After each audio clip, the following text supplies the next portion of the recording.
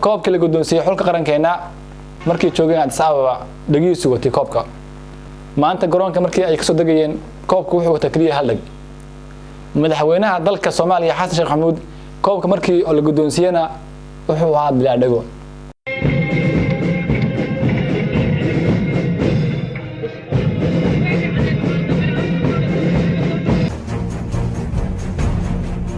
Welcome back to Lil Baso in the building. صاحب يا سود وهذا ومسين كيرا Lil Basa. ما أنت واحد يدين وضع مقال هذا حساب بدن. حلقة وطن كصوماليا أو كسر دقيق قرن كان عدى.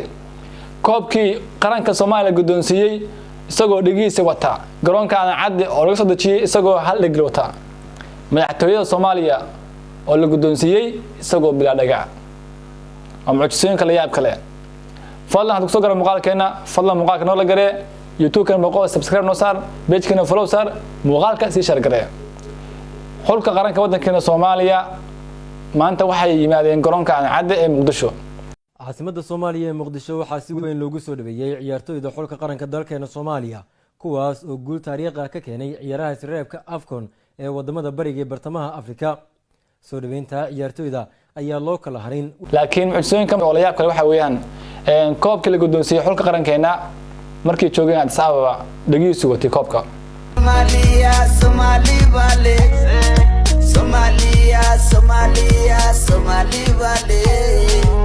maanta garoonka markii ay ka soo dagayeen koobka wuxuu wata kaliya hal dhag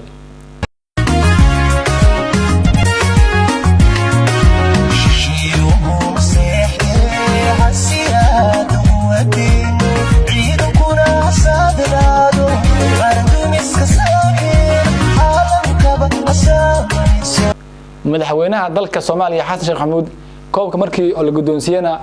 wuxuu ahaa bilaa dhago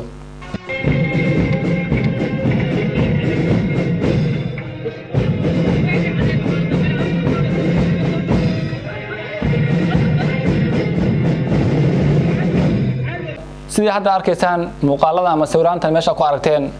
koobka markii ay qaadeen ciyaartoyda dalkeena Soomaaliya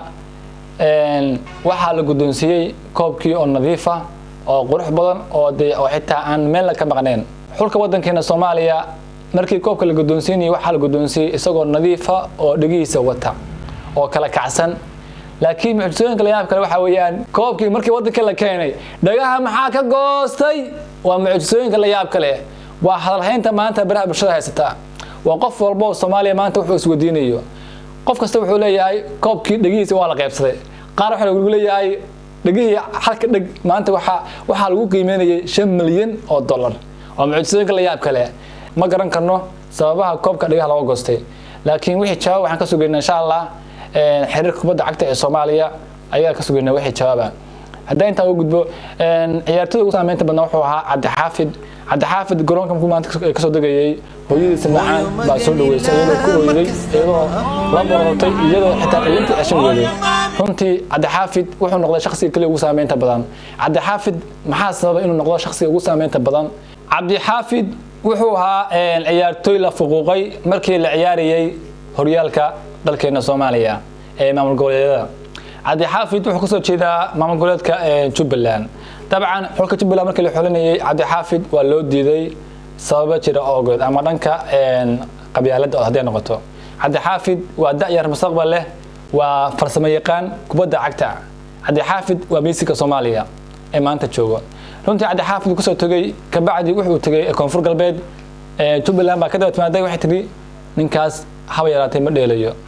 عبد الحافظ وحى ما أنت فرصة سياسي أو ما أنت هرك ما أنت جارسيسي حلقة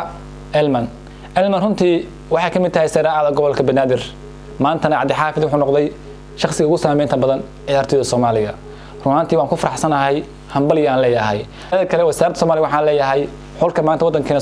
u soo yeeday koobka soo qaaday waxaan leeyahay fadlan wiilasha hal ilaaliyo wiilasha hal geeyo goob xanaano ah dadka wiilashani waxay ka qayb galayaan koobka lagu qaban doono 2023 wadanka Algeria runtii farxad bay tahay maanta anigoo nool in arko Soomaaliya oo qaaday koobka